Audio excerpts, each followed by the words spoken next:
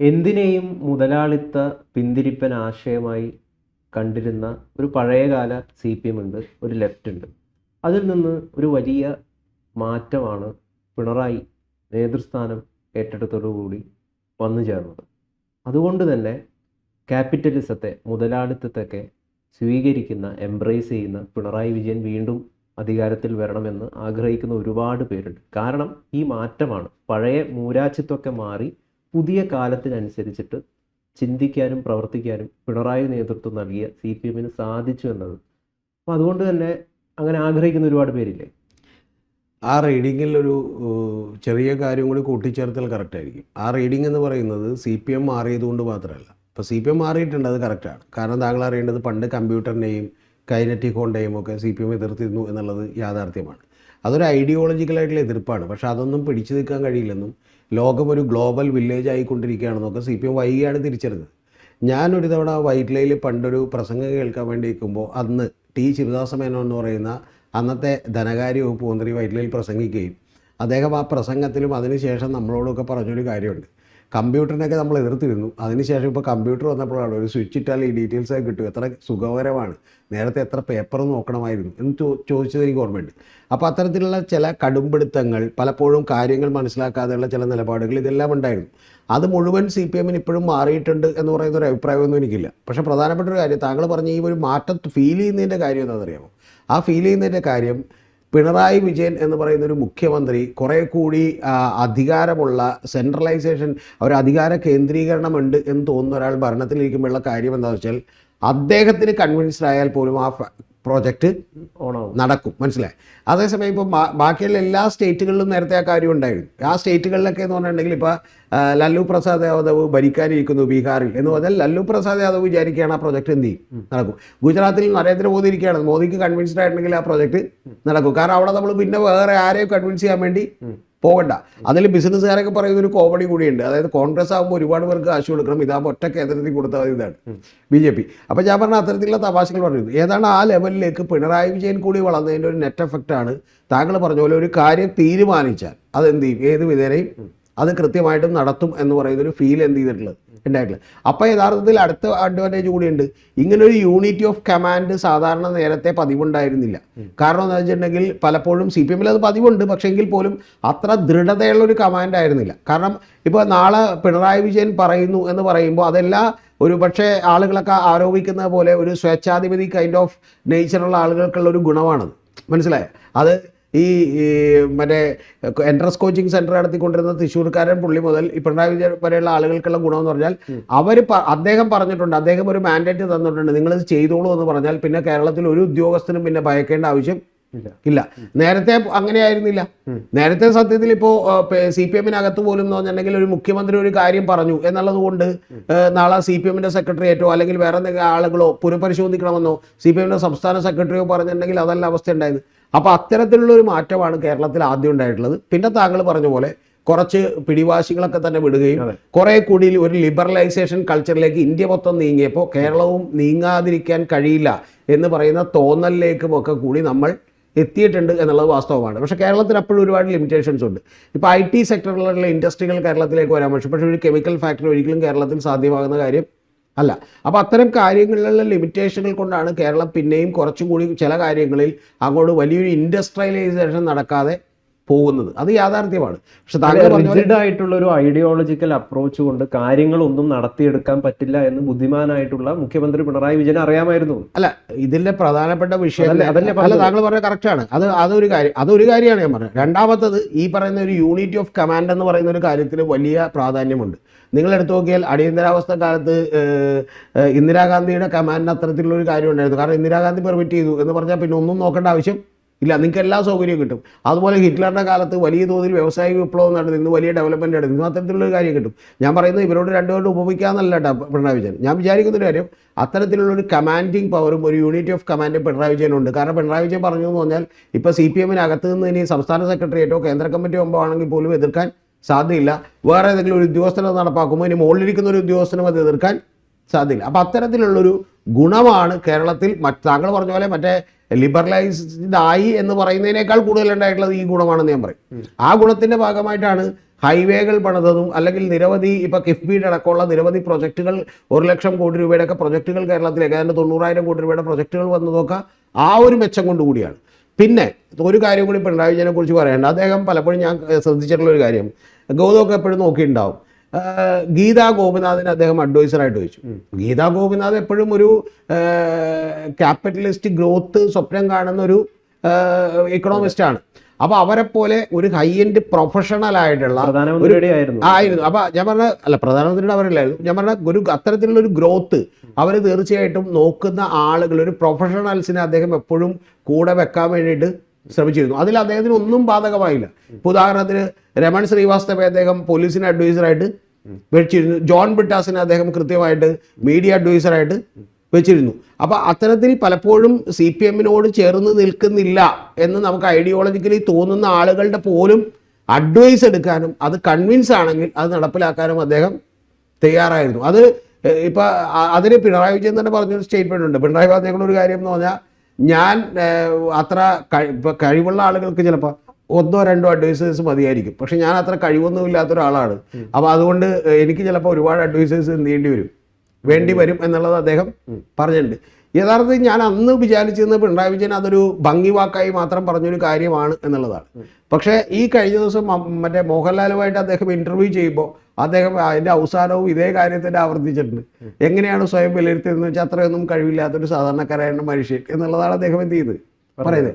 പക്ഷെ അദ്ദേഹത്തിന് ഒരു വലിയ ഗുണമുണ്ട് കേട്ടോ. അത് ആരെന്ത് പറഞ്ഞാലും വലിയൊരു ഗുണം കൂടിയാണ്. ആ ഗുണം എന്താണെന്ന് വെച്ചാൽ, ആർക്കെങ്കിലും അദ്ദേഹം 15 മിനിറ്റ് സമയം കൊടുത്താൽ ആ 15 മിനിറ്റിൽ 12 മിനിറ്റ് നമ്മൾ പറയുന്നത് എന്താണെന്ന് അദ്ദേഹം വളരെ സസൂക്ഷ്മം കേൾക്കുകയും അതിലുള്ള സംശയങ്ങൾ ചോദിക്കുകയും അത് കൺവിൻസ്ഡ് ആണെങ്കിൽ നടത്താം എന്ന് പറഞ്ഞാൽ പിന്നെ അതിൽ നിന്ന് പിന്നോട്ട് പോവുകയും ചെയ്യുന്ന വിഷയം ഇല്ല.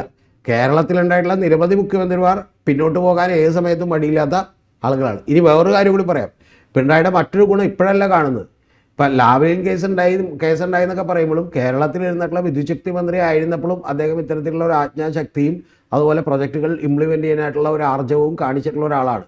പിന്നെ മൂന്നാമതൊരു കാര്യം കൂടി ഇതിൻ്റെ ബേസ് കൂട്ടിച്ചേർക്കാതിരിക്കാൻ പറ്റില്ല. അത് ഇന്ത്യൻ കമ്മ്യൂണിസ്റ്റ് പാർട്ടികൾക്കൊക്കെ തന്നെ വലിയ തോതിലുള്ള അപജയം ഉണ്ടാവുകയും അവരൊക്കെ തന്നെ പതുക്കെ ഈ വരട്ട് തത്വവാദം മുറുകെ പിടിച്ചിട്ട് കാര്യമില്ല എന്നുള്ളത് പതുക്കെ തിരിച്ചറിയുകയും ചെയ്തു എന്നുള്ളത് യാഥാർത്ഥ്യമാണ്. ഒരു കാര്യം കൂടി ഇത് കൂടാതെ ഭരണത്തിലേക്ക് കയറുമ്പോൾ പലപ്പോഴും നമ്മൾ എത്ര വലിയ വരട്ട് തത്വവാദം പറഞ്ഞാലും അത് എന്ത് ചെയ്യാൻ പറ്റില്ല, പാലിക്കാൻ പറ്റുന്നൊരു സ്ഥലമല്ല എന്ന് പറയുന്നത്. ഇപ്പം ഈ വീഡിയോ കാണുന്ന പല പ്രേക്ഷകർ പോലും കമ്മ്യൂണിസം എന്ന് പറയുന്നത് കുഴിച്ചു മൂടപ്പെടേണ്ട ഒരു പ്രത്യയശാസ്ത്രമാണെന്ന് ആഗ്രഹിക്കുന്ന കുറേയധികം ആളുകൾ ഇപ്പോൾ കേരളത്തിൽ രൂപപ്പെട്ടിട്ടുണ്ട്. കാരണം ഇത് ഒരു ഗ്രോത്ത് കൊണ്ട് തരത്തില്ല, വികസനം കൊണ്ട് തരത്തില്ല, അങ്ങനെ ഒരു മണ്ണാങ്കട്ടിയും തരില്ല എന്ന് പറയുന്ന ഒരു കഴിഞ്ഞ ആളുകൾക്കിടയിൽ രൂപപ്പെട്ടിട്ടുണ്ട്. അവിടെയാണ് ഈ ന്യൂ ലെഫ്റ്റ് വരുന്നത്. അല്ല, ഇതിൽ ഇപ്പോൾ കഴിഞ്ഞ തവണ CP ജോണായിട്ട് സംസാരിക്കുമ്പോൾ അദ്ദേഹം പറഞ്ഞു, ഞങ്ങളൊരു പുതിയ കമ്മ്യൂണിസ്റ്റ് പാർട്ടിയാണ് എന്ന് പറയാം എല്ലായ്പ്പോഴും എന്ന് പറയുന്നുണ്ട്. അതിന് പ്രധാനപ്പെട്ട കാരണം, കാലത്തിനനുസരിച്ച് മാറാതെ ഏതെങ്കിലും ഗ്രന്ഥങ്ങളിൽ എഴുതി വെച്ചിട്ടുള്ള ഒരു കാര്യവും നടപ്പിലാക്കുന്നതുകൊണ്ട് യാതൊരു കാര്യവും ഇല്ല. ഇപ്പോൾ ക്യൂബ പോലെയുള്ള ഒരു രാജ്യം തകർന്നടിഞ്ഞ് തരിപ്പണമായിക്കൊണ്ടിരിക്കുകയാണ്. അതേസമയം നമ്മൾ നോക്കൂ, കമ്മ്യൂണിസം താങ്കൾ പറഞ്ഞതിൽ തന്നെ ഒരു പ്രശ്നമില്ല. ഈ ലോകത്ത് കമ്മ്യൂണിസ്റ്റ് രാഷ്ട്രമെന്ന് വിളിക്കാവുന്ന രാഷ്ട്രങ്ങളെ ഇല്ലെന്നുള്ളതാണ് യഥാർത്ഥത്തിൽ. എന്ന് പറഞ്ഞാൽ സോഷ്യലിസ്റ്റ് രാഷ്ട്രങ്ങളെന്ന് നമുക്ക് വേണമെങ്കിൽ അവരെ വിളിക്കാം. കമ്മ്യൂണിസം എന്നൊക്കെ പറയുന്നത് വളരെ വലിയൊരു ചിന്താഗതിയാണ്. എന്ന് പറഞ്ഞാൽ ഗൗതം പറയുന്നത് the state will whether away എന്ന് പറയുന്ന സ്റ്റേറ്റ് ഇല്ലാതായി പോയി.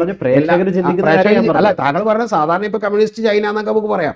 പക്ഷേ യഥാർത്ഥത്തിൽ സോഷ്യലിസ്റ്റ് രാജ്യങ്ങളാണ്. ആ സോഷ്യലിസ്റ്റ് രാജ്യങ്ങളിൽ ചൈന എന്തുകൊണ്ടാണ് ഡെവലപ്പ് ചെയ്യുന്നത്?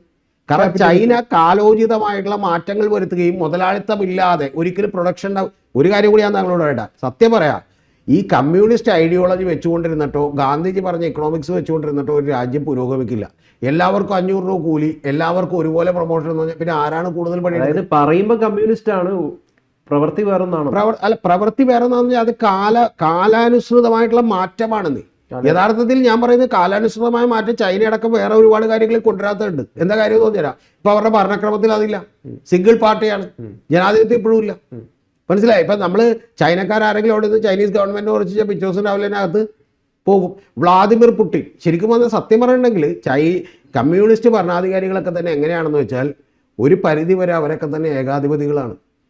എന്ന് പറഞ്ഞാൽ അവർ തന്നെ ഭരിക്കുന്നു. അവർ വേറൊരു പാർട്ടിക്ക് മത്സരിക്കാനോ ജനങ്ങൾക്ക് തിരഞ്ഞെടുക്കാനോ ഉള്ള ഒരു ചോയ്സ് പോലും കൊടുക്കുന്നില്ല. വ്ളാദിമിർ പുടിൻ അതല്ലേ ചെയ്യുന്നത്. മനസ്സിലായി. അതുപോലെ തന്നെ ചൈനീസ് കമ്മ്യൂണിസ്റ്റ് പാർട്ടി അതല്ലേ ചെയ്യുന്നത്, സൗദി അറേബ്യ അതല്ലേ ചെയ്യുന്നത്? സൗദി അറേബ്യ രാജകുടുംബാംഗമാണ്. അപ്പോൾ ഇത്തരത്തിലുള്ള മതപരമായ ഭരണകൂടങ്ങളോ അല്ലെങ്കിൽ ഇത്തരത്തിലുള്ള കമ്മ്യൂണിസ്റ്റ് ഐഡിയോളജികളോ ഒക്കെ തന്നെ ഇത്തരത്തിലുള്ള വലിയ കുഴപ്പം അതിനുണ്ട്. ഈ മാക്സും എംഗൽസും ഒക്കെ എഴുതി വെച്ച കാര്യത്തിലൊക്കെയുള്ള അബദ്ധം അതാണ്. ഈ സർവ്വരാജ്യ തൊഴിലാളികളെ സംഘടിച്ച് അവർ അധികാരത്തിലേക്ക് വന്നാൽ അവർ തൊഴിലാളികൾക്ക് വേണ്ടി ഭരിച്ചോളുമെന്നൊക്കെ പറയുന്നത് തെറ്റായിട്ടുള്ള ഒരു കാര്യമാണ്. അങ്ങനെയൊന്നും ഒരു കാലത്തും സംഭവിക്കാൻ പോകുന്നില്ല. ഭരണം ആരുടെ കയ്യിലാണ് ഇരിക്കുന്നത്?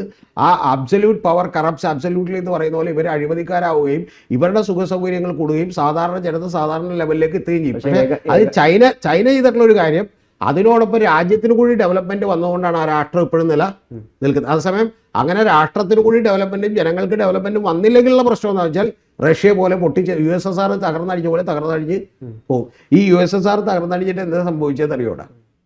ഭരണി ഉണ്ടാക്കുന്ന ഫാക്ടറികളിൽ വിൽക്കാൻ കൊടുത്ത് കാശ് കിട്ടാൻ വഴിയില്ലാത്തതുകൊണ്ട് ഭരണിയാണ് ശമ്പളമായിട്ട് കൊടുത്തുകൊണ്ടിരിക്കുന്നത്. എന്നിട്ട് ആ ശമ്പളമായി കിട്ടിയ ഭരണികൾ റോട്ടിൽ വെച്ചിട്ട് കുടുംബാംഗങ്ങളൊക്കെ റോട്ടിൽ വഴിയരികിൽ വിൽക്കാൻ നിൽക്കുകയും ഇയാൾ പിന്നെയും ഭരണി ഫാക്ടറിയിൽ ജോലിക്ക് പോവുകയും ചെയ്യുന്ന പരിപാടിയാണ് ഉണ്ടായിട്ടുള്ളത്. കോമ്പറ്റീഷൻ ഇല്ലാതെ, കൃത്യമായിട്ടുള്ള വെൽത്തിൻ്റെ അക്യൂമുലേഷൻ ഇല്ലാതെ ഒരു കാരണവശാലും ഒരു രാജ്യവും ഡെവലപ്പ് ചെയ്യില്ല. അത് യാഥാർത്ഥ്യമായിട്ടുള്ളൊരു കാര്യമാണ്. വെള്ളം ചേർക്കണം. അതിൽ വെള്ളം ചേർക്കാതെ ഒന്നും വഴിയില്ല. മറ്റതൊക്കെ സുന്ദരമായ സ്വപ്നങ്ങളാണ്. എന്ന് പറഞ്ഞാൽ ആൽബൈൻ കമ്മിൻ്റെ പഴയൊരു നാടകമുണ്ട്. ആ നാടകത്തിൽ പറഞ്ഞിട്ടുണ്ട്, മുഖങ്ങളെ സ്നേഹിക്കാനല്ല ഇഷ്ടം, പ്രത്യയശാസ്ത്രങ്ങളെ സ്നേഹിക്കാനാണ്. പ്രത്യയശാസ്ത്രത്തെ നമുക്കൊരിക്കലും ഒരു പെൺകുട്ടിയെ സ്നേഹിക്കുന്ന പോലെ സ്നേഹിക്കാൻ 10ൽ 9 പേർക്കും കഴിയില്ല. മനസ്സിലായി? 9 പേർക്കും അത് കഴിയില്ല. അപ്പോൾ അത് യാഥാർത്ഥ്യമായിട്ടുള്ളൊരു കാര്യമാണ്. അവിടെ ഡെവലപ്മെൻറ്റ് ഉണ്ടാവില്ല, അവിടെ വികസനം ഉണ്ടാവില്ല, അവിടെ കോമ്പറ്റീഷൻ ഉണ്ടാവില്ല. അങ്ങനെ എല്ലാം ഇല്ലാതായി കഴിയുമ്പോൾ പതുക്കെ അത് തകരാൻ തുടങ്ങും എന്നുള്ളത് ഒരു യാഥാർത്ഥ്യബോധമാണ്. ഞാൻ വിചാരിക്കുന്ന ഒരു കാര്യം, കമ്മ്യൂണിസവും സോഷ്യലിസവും ഒന്നും വേണ്ട, പകരം ഇപ്പോൾ ഡെൻമാർക്ക് പോലെ, സ്വീഡൻ പോലെ, അതുപോലെ ഫിൻലൻഡ് പോലെയുള്ള കുറച്ചുകൂടി ഒരു വെൽഫെയർ സ്റ്റേറ്റ്സ്, അതായത് നിങ്ങൾ ദുർബലനാണെങ്കിൽ നിങ്ങളുടെ സംരക്ഷണം ഒരുക്കുന്ന ഒരു സ്റ്റേറ്റ് എന്ത് ചെയ്താൽ വന്നാൽ മതി. അതായത് നിങ്ങളിപ്പോൾ 60 വയസ്സ് കഴിഞ്ഞു, അപ്പം നിങ്ങളുടെ നമ്മൾ എന്ത് ചെയ്തോളാം, ടേക്ക് കെയർ ചെയ്തോളാം എന്ന് പറയുന്നൊരു ഇത്. നിങ്ങൾക്കൊരു അസുഖമുണ്ടായി, നമുക്ക് എന്താണ് ഫ്രീ ആയിട്ട് ഹോസ്പിറ്റൽ സൗകര്യങ്ങൾ കിട്ടുമെന്ന് പറയുന്നൊരു കാര്യം. നിങ്ങളൊരു ഹാൻഡിക്യാപ്ഡാണ്, നിങ്ങൾക്ക് അവിടെ മുൻഗണന കിട്ടും ജോലികൾക്ക് എന്ന് പറയുന്നൊരു കാര്യം. അങ്ങനെ ദുർബലരായിട്ടുള്ള ആളുകളെ, അവിടെ നിങ്ങളോട് കോമ്പീറ്റ് ചെയ്യാൻ താല്പര്യമില്ലാത്ത ആളുകളുടെ ഒരു വെൽഫെയർ സംരക്ഷിക്കുന്ന ഒരു ഭരണകൂടം മതി എന്നുള്ളതാണ് ഞാൻ വിചാരിക്കുന്ന ഒരു കാര്യം. അല്ലാതെ ഈ ബുക്കിൽ എഴുതി വെച്ചേക്കുന്ന ഐഡിയോളജി അങ്ങനെ തന്നെ പാലിക്കണം. ഈ ന്യൂ ലെഫ്റ്റ് സോഷ്യലിസ്റ്റ് മാതൃക തന്നെയല്ലേ രൂപപ്പെടുത്തിയിട്ടുള്ളത്? അല്ല, ഇതിലൊക്കെ ഇപ്പം നമ്മൾ അതിദാരിദ്ര്യമില്ലാത്ത സംസ്ഥാനം, ഇതൊക്കെ എവിടുന്നാണ്? തീർച്ചയായിട്ടും അതിദാരിദ്ര്യമില്ലാത്ത സംസ്ഥാനവും പിന്നെ കേവല ദാരിദ്ര്യമില്ലാത്ത സംസ്ഥാനവും ഒക്കെയായി മാറ്റിക്കൊണ്ടേയിരിക്കുക എന്നുള്ളതാണ്. പക്ഷെ അതൊന്നും കൊണ്ടുവന്നത് ഇപ്പം ന്യൂ ലെഫ്റ്റ് എന്ന് പറഞ്ഞാൽ തീർച്ചയായിട്ടും ഇപ്പം അങ്ങനെയാണെങ്കിൽ ന്യൂ ലെഫ്റ്റ് എന്ന് പറയുന്ന EMS ഗവൺമെൻറ് മുതൽ ഇങ്ങോട്ട് തുടങ്ങണം നമ്മൾ. കാരണം എന്ന് വെച്ചാൽ ഭൂപരിഷ്കരണം വന്നതോടുകൂടി തന്നെ കേരളത്തിൽ ഭൂമി ആളുകൾക്ക് കിട്ടുകയും അവർ കുറേ കൂടി അഭിമാനബോധത്തോടെ ജീവിക്കാൻ കഴിയുകയൊക്കെ ചെയ്യുന്നൊരു അവസ്ഥയിലേക്ക് എത്തിച്ചത് അപ്പോഴാണ്. യഥാർത്ഥത്തിൽ ജാതീയമായിട്ടുള്ള മതപരമായിട്ടുള്ള വിവേചനങ്ങളെല്ലാം അവസാനിക്കുന്നത് ആദ്യം മനുഷ്യന് ആത്മാഭിമാനത്തോടെ വയറ് നിറഞ്ഞ് ജീവിക്കാൻ കഴിയുന്ന അവസ്ഥയിൽ നിന്നാണ്. അപ്പോൾ അന്ന് മുതൽ തുടങ്ങിയിട്ടുള്ള ഒരു പരിഷ്കാരം എന്ത് ചെയ്തു, തുടർന്നുകൊണ്ടിരിക്കുന്നു. ഇനി അടുത്തത് വേണ്ടത് കുറേ കൂടി തൊഴിലവസരങ്ങൾ സൃഷ്ടിക്കുന്ന, വലിയ വിദ്യാഭ്യാസ ഹബ്ബാക്കി മാറ്റാൻ കഴിയുന്ന നിരവധി കാര്യങ്ങൾ ഇവിടെ ചെയ്യാനുണ്ട് എന്നുള്ളതാണ്.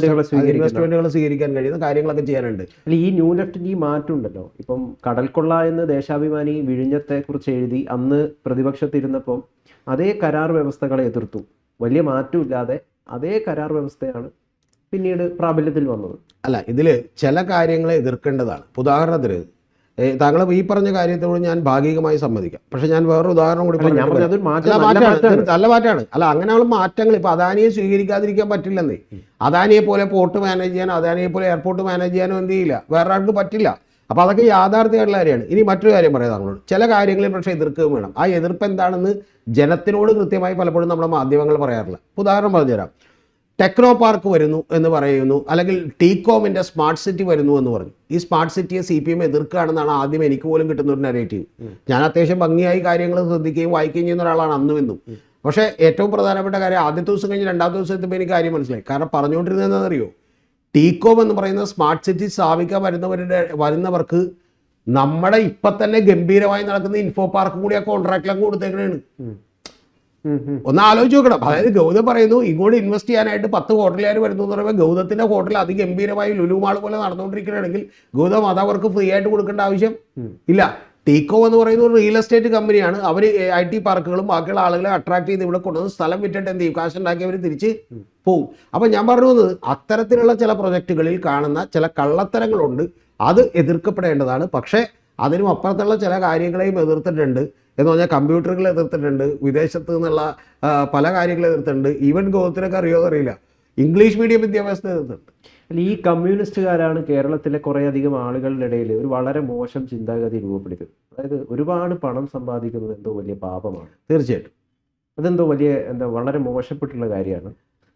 അല്ല, അത് വളരെ വാസ്റ്റായിട്ടുള്ളൊരു സബ്ജക്റ്റാണ്. പക്ഷെ താങ്കൾ പറഞ്ഞത് ഇത്തരത്തിലുള്ളൊരു കൾച്ചറൽ അവബോധം എന്ന് പറയും, സാംസ്കാരിക അവബോധം നമ്മളിൽ വളർത്തിയതിൻ്റെ പിന്നിൽ CPM-നും ഇടതുപക്ഷത്തിനും ഒക്കെ വലിയ പങ്കുണ്ട്. കാരണം അവൻ എപ്പോഴും ക്രൂശിക്കപ്പെടേണ്ടതാണ്. അവൻ്റെ എന്തെങ്കിലും ഒരു ചെറിയ തെറ്റ് കണ്ടാൽ അവൻ ശിക്ഷിക്കപ്പെടേണ്ടവനാണ്.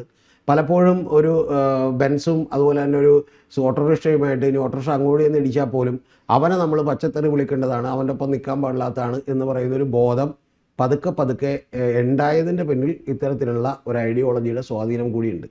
പക്ഷേ ഗൗതം മനസ്സിലാക്കേണ്ടത് ഈ 10 ഗുണങ്ങൾ ഉണ്ടാകുമ്പോൾ അതിൽ ഒന്നാമത്തത് ചിലപ്പോൾ ദോഷവും കൂടി ഉണ്ടാകും എന്നുള്ളത് ഒരു യാഥാർത്ഥ്യമാണ്. ഇതുണ്ടായത് എങ്ങനെയാണെന്നുള്ള ഹിസ്റ്ററി കൂടി പരിശോധിക്കണം. നെല്ല് രാവിലെ മുതൽ പകലന്തിയോളം പണിയെടുക്കുകയും സ്വന്തം വിള കൊയ്യുകയും ചെയ്യുന്ന ഒരുത്തന് വീട്ടിൽ ഈ ഭക്ഷണം കഴിക്കാൻ പോലും ഇല്ലാതെ അവൻ്റെ കൊച്ചുങ്ങൾ വാവിട്ട് കരയുന്ന ഒരു കാലത്ത് അവരെ സംഘടിപ്പിച്ചുകൊണ്ട് നെല്ലറകൾ തുറക്കുകയും കുറച്ച് പേരൊക്കെ എക്സ്ട്രീം ലെവലിലേക്ക് ഈ പറയുന്ന മുതലാളിയെയും അതുപോലെ ജന്മിമാരെയും ഒക്കെ വകവരുത്തുകയും ചെയ്യുന്ന ഒരു കാലഘട്ടം കേരളത്തിലുണ്ടായിരുന്നു എന്നുള്ളത് മറന്നുപോരുത്. ഇനി മറ്റൊരു കാര്യം കൂടി താങ്കളോട്, ജന്മിമാരൊക്കെ തന്നെ എന്താണ് ചെയ്തുകൊണ്ടത്, ഒരു പണിയും എടുക്കാതെ ഇത്തരത്തിൽ ഭക്ഷണം കഴിക്കുകയും രാത്രി വന്നിട്ട് വേറെ മണിക്കുത്തഴിക്കാൻ വേണ്ടി ശ്രമിക്കുകയും ചെയ്യുന്ന ജന്മിമാരുള്ള നാട്ടിൽ അവരോട് വളരെ മോശമായി മല്ലിട്ട് വളർന്നു വന്നൊരു പ്രസ്ഥാനമാണത്. അപ്പോൾ സ്വാഭാവികമായിട്ടും ഇത്തരത്തിൽ പണമുള്ളവരൊക്കെ തന്നെ ക്രൂരമായിട്ടും ചൂഷണകരമായിരിക്കും എന്ന് പറയുന്ന ഒരു ചിന്താഗതി ഗ്രാജ്വലി ഡെവലപ്പ് ചെയ്ത് കൂടി വന്നതാണ്. അതുകൊണ്ട് ഇതൊക്കെ ഒറ്റടിക്ക് നമ്മൾ നോക്കുമ്പോൾ ശരിയാണ്, അങ്ങനെ പണക്കാരോടൊരു വെറുപ്പുണ്ടാക്കിയില്ല എന്ന് സന്തോഷ് ജോർജ് കുളങ്ങര ചോദിക്കുമ്പോൾ നമുക്ക് ശരിയാന്ന് തോന്നും. പക്ഷെ പണക്കാർ അതുപോലെ ആളുകളെ ചൂഷണം ചെയ്തുകൊണ്ടിരുന്ന ഫ്യൂഡൽ ഭൂപ്രഭുക്കന്മാർ ചൂഷണം ചെയ്യുകയും അവനെ അടിക്കുകയും തല്ലുകയും അതിനുശേഷം ഈ പറഞ്ഞാൽ അവൻ്റെ വീട്ടിൽ ഏറ്റവും വൃത്തികെട്ട പരിപാടികൾക്ക് വേണ്ടി പോവുകയും ചെയ്യുന്ന ഒരു കാലത്ത് റിയാക്ട് ചെയ്ത് വന്നവനുണ്ടായ നാച്ചുറൽ ആയിട്ടുള്ള ഒരു മനോഭാവമാണ് എന്നുള്ളത് കൂടി നമ്മൾ എന്ത് ചെയ്യണം, മനസ്സിലാക്കണം.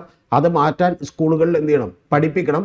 നല്ല ബിസിനസ്സുകാരനും നല്ല പണമുണ്ടാക്കുന്നവനും അവൻ ചോര നീരാക്കി അധ്വാനിച്ചിട്ട് തന്നെയാണ് എന്നുള്ള യാഥാർത്ഥ്യം നമ്മുടെ ജനത്തിനോട് പറഞ്ഞ് കൊടുക്കണം. നമ്മളിവിടെ നിന്ന് കുത്തക ഭൂഷ എന്നൊക്കെ വിളിക്കുന്ന അദാനിയൊക്കെ ശരിക്കും ഇവിടെ ഒരാൾ 8 മണിക്കൂർ പണി ചെയ്ത് ബാക്കി റെസ്റ്റ് എടുക്കുമ്പോൾ അയാളുടെ ജീവിതത്തിൻ്റെ 365 ദിവസവും പണിയെടുക്കുന്ന ഒരാളാണ് എന്ന് പറയുന്ന യാഥാർത്ഥ്യം ജനങ്ങൾ ഉൾക്കൊള്ളണം. പക്ഷെ അതൊക്കെ പതിയെ മാറും. പക്ഷേ ഇതിൻ്റെ ഹിസ്റ്ററി കൂടി മറന്നുകൊണ്ട് നമ്മൾ ഇവരെ കുറ്റപ്പെടുത്തുന്നതിൽ അർത്ഥമില്ല. അതായത് പിണറായി വിജയൻ തിരിച്ചറിഞ്ഞൊരു കാര്യമുണ്ട്, ലെഫ്റ്റ് മാത്രം പോരാ, റൈറ്റും കൂടി അല്പം വേണം. തീർച്ചയായിട്ടും ഈ നമ്മളിപ്പോൾ പറയുന്ന ലെഫ്റ്റ് മാത്രം പോരാന്ന് പറഞ്ഞാൽ ഈ ലെഫ്റ്റ് എന്താണെന്നുള്ളതൊക്കെ റീഡിഫൈൻ ചെയ്യപ്പെട്ടിട്ടുണ്ട്. ന്യൂ ലിബറൽ ലെഫ്റ്റ് എന്നൊക്കെ പറയുന്നത് വേറൊരു കൺസെപ്റ്റാണ്, കാഴ്ചപ്പാടാണ്. ഞാനിപ്പോൾ അതിൻ്റെ താത്വികമായിട്ടുള്ള അവലോകനത്തിലേക്കൊന്നും പോകുന്നില്ല. പക്ഷേ ഗൗതം അറിയേണ്ടത് അങ്ങനെ ലെഫ്റ്റ് മാറിക്കൊണ്ടേയിരിക്കുകയാണ്. പിന്നെ ഇവിടെ റൈറ്റ് വിങ് അജണ്ടകളൊക്കെ തന്നെ ഇപ്പോൾ വലിയ ലോകത്ത് പിടിമുറുക്കിക്കൊണ്ടിരിക്കുകയാണ്. അപ്പോൾ ലെഫ്റ്റിൻ്റെ പ്രാധാന്യം പിന്നെയും വർദ്ധിച്ചുകൊണ്ടിരിക്കുകയാണ്. പക്ഷേ ലെഫ്റ്റിൻ്റെ പ്രാധാന്യം എന്ന് പറയുന്നത് നേരത്തെ പറഞ്ഞ ഹെഗലിൻ്റെയോ കാൾമാക്സിൻ്റെയോ ഏംഗൽസോ എഴുതി വച്ചിരിക്കുന്നത് മാത്രമല്ല ലെഫ്റ്റ്. ഓരോ തവണയും ഈ ഓരോ ഐഡിയോളജികളും പരിഷ്കരിക്കപ്പെടേണ്ടത് കൂടിയാണ്. ഞാൻ പറഞ്ഞത് ലെഫ്റ്റ് മാത്രം മതിയോ എന്നുള്ളതാണ്. ലെഫ്റ്റ് മാത്രം പോരാ, ലെഫ്റ്റിൽ പരിഷ്കരണം വേണമെന്നാണ് പറയുന്നത്. താങ്കൾ അതിൻ്റെ റൈറ്റ് എന്ന് വിളിക്കുന്നു. അതൊക്കെ ഇപ്പോൾ സെൻറ്റർ റൈറ്റ് ആണോ അതല്ല എക്സ്ട്രീം ലെഫ്റ്റ് ആണോ, ഇതൊക്കെ ഇങ്ങനെ ഒരുപാട് പൊസിഷൻസ് ഉണ്ട്. അതൊക്കെ നമ്മളിപ്പോൾ പറഞ്ഞിട്ട് വെറുതെ ആളുകൾക്ക് ബോറടിക്കും. അതുകൊണ്ട് അതൊന്നും പറയുന്നില്ല. ഞാൻ പറയുന്നത് ലെഫ്റ്റ് എന്ന് പറയുമ്പോഴും അതിൽ റൈറ്റിൻ്റെതായിട്ടുള്ള അംശങ്ങൾ എന്ത് ചെയ്യും ഉണ്ടാവും, റൈറ്റിൽ ലെഫ്റ്റിൻ്റെതായിട്ടുള്ള അംശങ്ങളും എന്ത് ചെയ്യും ഉണ്ടാവും. അതൊക്കെ ഒരു സമൂഹത്തിൽ അത് സ്വാഭാവികമായി വരുന്ന ഒരു കാര്യം ആണ്. പിണറായി വിജയൻ മൂരാച്ചിയല്ല. അല്ല, അങ്ങനെ ആകാൻ കഴിയില്ല. ഞാൻ വിചാരിക്കുന്നത് ഇനി കേരളത്തിൻ്റെ ഒരു മുഖ്യമന്ത്രിക്കും അത്തരത്തിൽ അങ്ങനെ ആകാൻ കഴിയില്ല. അത് ഇപ്പം നിങ്ങൾക്കറിയേണ്ട ഒരു കാര്യം, ഒരു ചെറിയ വാചകം കൂടി പറഞ്ഞത് അവസാനിപ്പിക്കാം. ഇപ്പം വലിയ എക്സ്ട്രീം നിലപാടുകൾ എടുക്കുന്ന, ചിലപ്പോൾ മതരാഷ്ട്രമാകണമെന്ന് വിചാരിക്കുന്ന പല സംഘടനകളൊക്കെ ഉണ്ട്. നാളെ ഇന്ത്യയുടെ പ്രധാനമന്ത്രിയാക്കി നോക്കട്ടെ, പിറ്റേ ദിവസം ആ സ്റ്റാൻഡ് എടുക്കാൻ പറ്റില്ല. കാരണം ഭരണം എന്ന് പറയുന്നത് നമ്മളെല്ലാവരെയും ഉൾക്കൊണ്ടുകൊണ്ട് ചെയ്യേണ്ട ഒരു കാര്യമാണെന്നും അതിനുള്ള വലിയ ലിമിറ്റേഷൻസ് നമ്മുടെ മുമ്പിലേക്ക് വന്ന് ചേരും. പലരും ചോദിക്കുന്നില്ലേ, നരേന്ദ്രമോദി അധികാരത്തിൽ വന്നുകൊണ്ട് ക്രിസ്ത്യാനികളെ മുസ്ലിങ്ങളെ എന്തെങ്കിലും ചെയ്തു? അങ്ങനെ ചെയ്യാൻ കഴിയില്ല. മനസ്സിലായ? നാളെ ഇനി വേറെ ഒരു സംഘടന, ഒരു മുസ്ലിം സംഘടനയാണ് വന്നിരിക്കുന്നതെങ്കിലും ഉടനെ തന്നെ ഹിന്ദുക്കളോട് എല്ലാവരും എന്ത് ചെയ്തു? അങ്ങനെ ചെയ്യാൻ കഴിയില്ല. അവരെ എന്ത് ചെയ്യേണ്ടി വരും? പരുവപ്പെടേണ്ടി വരും. അവരുടെ എക്സ്ട്രീം ഐഡിയോളജി പതുക്കെ മാറ്റി വെക്കേണ്ടി വരും. മാവോയിസ്റ്റുകൾ അധികാരത്തിൽ വന്ന് നോക്കണ്ടേ? നാളെ ഇവിടെയുള്ള മുതലാളിമാരെ എല്ലാവരെയും എന്ത് ചെയ്തു? വേണ്ടെന്ന് പറയൂ? ഇല്ല, അത് പറ്റില്ല. അത് ഭരണം നൽകുന്ന വലിയ ലിമിറ്റേഷൻസ് കൂടിയാണ്. ആ ലിമിറ്റേഷനുകളിലൂടെയാണ് അധികാരത്തിലിരിക്കുമ്പോൾ, ആ ചെയറിലിരിക്കുമ്പോഴാണ് അവൻ്റെ പ്രശ്നവും അവൻ്റെ ബുദ്ധിമുട്ടുകളും അവൻ്റെ ഉത്തരവാദിത്തങ്ങളും ഒക്കെ തിരിച്ചറിയുന്നത്. ഒരു ജഗതി പണ്ടൊരു സിനിമ പറയുന്നുണ്ട്, അതായത് ഒരു മറ്റേ മുതലാളിയും വലിയ പ്രശ്നമാണ്, ആ പ്രശ്നം സോൾവ് ചെയ്യാനായിട്ട് എന്ത് ചെയ്യണം? വലിയ തൊഴിലാളി പ്രശ്നമാണ് ഒരു കമ്പനിയിൽ എന്ന് പറയുമ്പോൾ ജഗതി പറയുന്ന ഒരു കമൻ്റ് ഉണ്ട്. ആ കമൻറ്റിൽ എല്ലാം ഉണ്ട്. പെണ്ണും അതുപോലെ തന്നെ ഒരു ഫാക്ടറിയും ഒക്കെ വേറൊരാളുടെ കയ്യിലിരിക്കുമ്പോൾ നമുക്കൊന്ന് സ്വന്തമാക്കിയാൽ കൊള്ളാമെന്ന് തോന്നും. പക്ഷെ സ്വന്തമാക്കി കഴിയുമ്പോൾ നമുക്ക് ആരെങ്കിലും ഏൽപ്പിച്ചിട്ട് കടന്നു കളയാൻ തോന്നുന്നു. പക്ഷേ ഇത് പെണ്ണെന്നുള്ളത് നമുക്ക് മാറ്റി വെക്കാം, കാരണം അതൊരു സ്ത്രീവിരുദ്ധ കമൻ്റായി പോകും. പക്ഷെ അത് മാറ്റി വെച്ചിട്ടുണ്ടെങ്കിൽ ഫാക്ടറികളുടെ കാര്യത്തിൽ ഒരു ദിവസം ഇവരാ മറ്റേ ചെയർമാൻ്റെയോ അല്ലെങ്കിൽ മുതലാളിയുടെയോ കസേരയിൽ ഇരുത്തിയാൽ അവരനുഭവിക്കുന്ന പ്രശ്നവും എന്താണെന്ന് ആളുകൾക്ക് എന്ത് ചെയ്യും? മനസ്സിലാവും. അത് മനസ്സിലാകാത്തിടത്തോളം കാലം അവൻ പെറ്റി ബൂർഷോ എന്നും ബൂർഷോ എന്നൊക്കെ നമ്മൾ എന്ത് ചെയ്യും? വിളിക്കും. അത് കുറച്ചെങ്കിലും മനസ്സിലാക്കിയിട്ടുണ്ട് പിണറായി എന്നുള്ളതാണ് വാസ്തവം.